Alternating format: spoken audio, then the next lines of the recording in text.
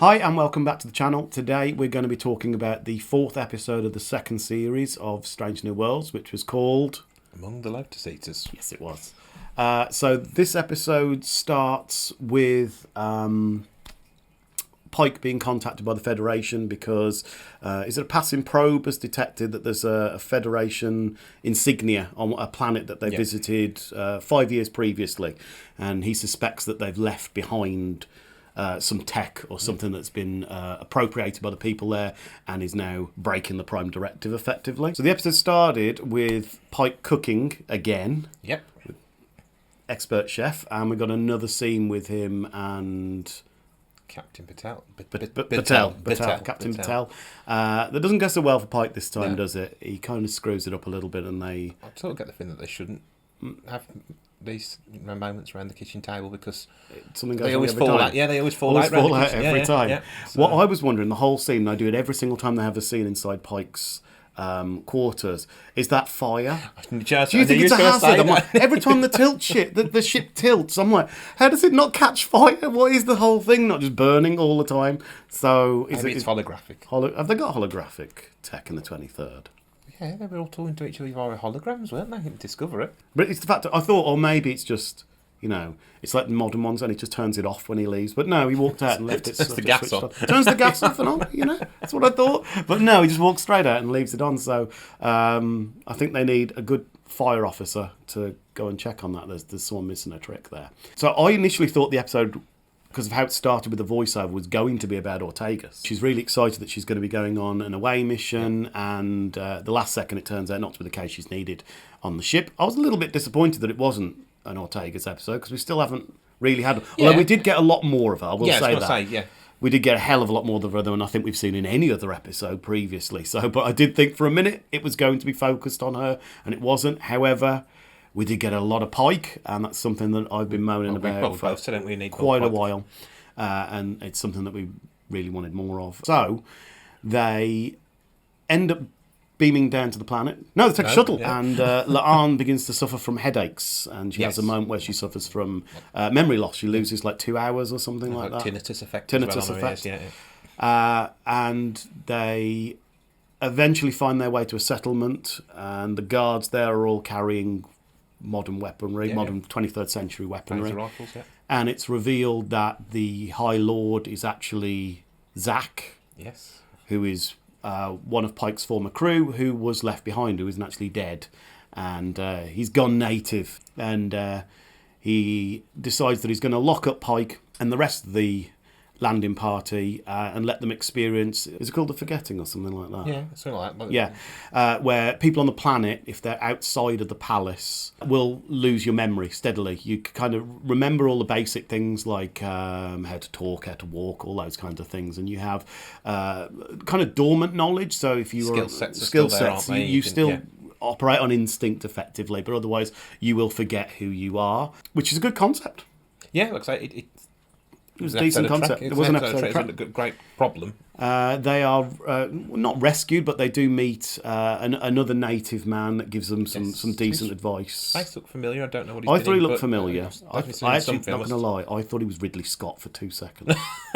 Straight up thought, is that Ridley Scott? No, it's not. He's going to move into acting instead. He's branching out a little bit. He gives them some decent wisdom. I like the fact that he has tattoos on his body to remind himself of stuff, but he also has tattoos that he's blanked out. Yes. And he can feel there's a sadness about them, but he can't remember what it is, but he knows that he wiped them for a reason, because he didn't want to remember. He didn't want to look at it every time and remember what it was, which plays into some of the themes. I did get a theme of it's important to live for today. Yeah. Coming through. Sometimes grief is important to remember, and it sort of helps you mould your character if you're alive. It's part of who you are, isn't it? I was going to say, rather than just I need my pain. Well, yeah, I mean... That's what does God need with a starship? I don't know. But no, so helps mould a person, and obviously he's tried to block that out. Yeah. After that, they head back to the castle in order to try and regain their memories, and there's kind of a bit of a reconciliation between Pike and Zach at the right moment. Just at the right moment, because Pike was a machine in Yes. that fight scene. He absolutely kicked his loved arse. the tray. No one has ever The in Star tray. Trek used a tray. The tray, to the dodge. tray was Yeah, incredible. yeah. But and then he goes quite brutal to a point which I was kind of surprised about. But Well, he makes that comment, doesn't Yes. he, about seeing yourself type thing, and Yeah. I'm like, oh, has he got a bit of a violent streak to him that we haven't seen Mm-hmm. before, and it's sort of obviously subdued. But I like the revelation that it's I know who I am. I'm someone that will do anything for his crew. Yes, yeah, and that's sort of. Thought that was a good Pike moment with it again. Little things and bits in the episode that you can think of. Anything that stood out to you or For starters, Mbenga, I liked in the shuttle when he pointed out that it's not a skill set for a doctor and all that Yes. sort of stuff. Like, he mentioned it in the conference room, and he mentions it again as they're getting off the shuttle. I'm like, Pike knows exactly why he's picked him. Yeah. As we've established, he's got a bit of combat skills from the war, hasn't he? Yeah. So I like that because that's character development that we've seen that we niggled at originally, and We then, did. it's been explained since then. It's sort of Yeah, built they've picked up Yeah. on it. They've done that a lot this entire season so far. They've picked up on a lot of bits and ran with them and seeded Yeah. them throughout the episodes, and they're all bits that that we kind of complained about early on, and they've kept going back to them and fleshed them out. I had a bit of a niggle. The scene where Spock informs Ortegas Yes. that she can't go. Well, he doesn't inform her. Pike informs her, but it's based on Spock's information, and she gets a bit snippy with him. Yeah. Which, again, I get irked with the chain of command thing, but they're both lieutenants, though, aren't they? Yeah, so they're both lieutenants. It's one of really those things that if the series was, say, on its fourth or fifth series of 20-something episodes, and we'd had plenty of scenes between them, and a level of familiarity, which I'm not saying isn't already there, it might be just implied, but it probably wouldn't have hurt me as much. I'd have just felt like, it's just an aside from one friend to another, like, oh, cheers. It's nothing major, but it did bug me a bit. And I thought, is this going to ruin her character for me again? But I really liked by the end of it. That is her character, though, isn't it? She is quirky and can be a bit snappy. And but yeah, like I say, I think for her, she had a good episode of performance again. Yeah, I very much liked the sequence where she went back to her quarters when she forgot who she was.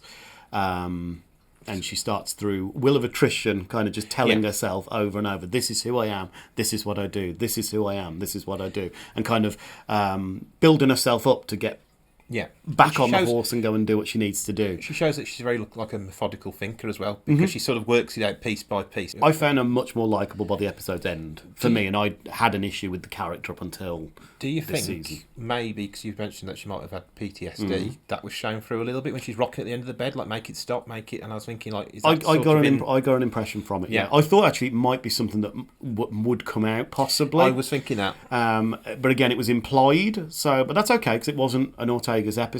So maybe they're holding that back. They managed to go around most of the crew actually. Now I think about it, everyone got like a little bit to do. Apart from who didn't? Who am I missing? Pellier, the new chief engineer, she wasn't Correct, in it at she all. wasn't in it at Carol all. Kane wasn't in this episode. Okay, I'm full of shit. No, it wasn't that. That was one thing I did notice that she wasn't in. But she has had, a few bits this season. Did like the whole story of the officer getting left behind and like Pike thinking he's dead, and it's sort of it had that. It's The Man Who Would Be King, the Sean Connery movie. That kind of thing where someone takes over thinking that they're godlike because they have advanced technology. But I thought they took it a different direction. So when they announced that, when that was unveiled, and it was unveiled in probably the first 10 minutes, I thought, okay, this is the way it's going. We've seen this before. But it really wasn't about that at all, was it? It was about the effects of memory and how it affects you as a person. The pacing was really good in this episode as well. I thought it was just, there was never a dull moment. No, I wasn't bored. The whole length of it, I just thought there was a steady reveal of things all the way through. We had La'an's injury, where I thought she may actually die, which would be an irony after they gave her a really good episode. You'd have been absolutely fuming. Well, they gave her a good episode, and then they would have just they'd have done an Arium from Discovery, like give someone a really good episode, and then they're gone. And I'm like, don't do that, please don't do that. But they didn't, which is good. Oh, that was actually something when. They did first having the meal, Pike and Captain Patel, and she's passed over for a promotion. That's right, because of her actions in episode 2. Yeah, and I'm like, and then they bring up that Vulcan judge advocate again, and he's obviously got a grudge. Yeah, and I feel like that's going to come back. You think he's coming back, don't you? I feel like he's coming back, and I feel there will be a moment of tension between that, her and Pike later on in the season. I hope so. So during Ortega's scene, we got to hear a lot of the computer's voice. Was it just me, Yes. or was that channeling Nigel is. Roddenberry I think quite it a is, bit? quite well. And I got the vibe big time. So I quite liked this episode. Yep, no. It felt to me like if you took kind of a setup from the original series, Yeah.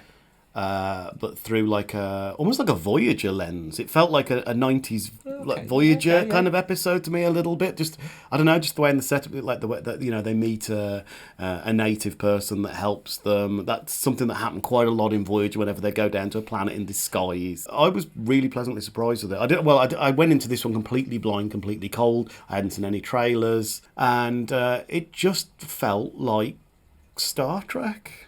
That's the best compliment that I can give it. Other than the odd little niggle here and there of like the occasional use of contemporary language, other than that, I really enjoyed it. Like you said, it didn't drag or anything. It moved along at a really good lick, and it just ticked my box for what I want. It was a classic episode of Star Trek.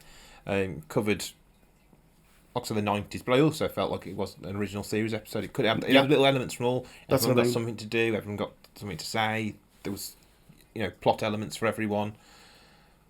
Yeah, it just worked really well all round. It had a good concept. I like the concept of it. Again, and one thing I am liking about this season, there's always like a moral behind the story. Yes. Like there is something there. No matter how subtle, you can pick up on it, and that's what... It's almost like they've got a concept. Wow. Before they write it, they're like, we want to write an episode about this, and then base it around this, and go figure, it works. But this series so far... He's knocking it out of the park. He's really, really knocking it out of the park. When you say the first episode has been the worst, and it has been the worst by a considerable margin compared to the rest, and I didn't even think that was that bad. It's almost like the first episode was a bridge between, this is the kind of way things have been a little bit. They're okay. They kind of feel like Star Trek into what we're now getting, which is now full pelt Star Trek. I don't know what's happened, but I'm all for it. Something has happened. It's just like everyone seems to just understand what they're doing. Prodigy's been great. This has been great. Picard season 3 has been great. I'm like, what is going on? Is it a coincidence that Kurtzman was off doing other projects all last year? I'm going to say it.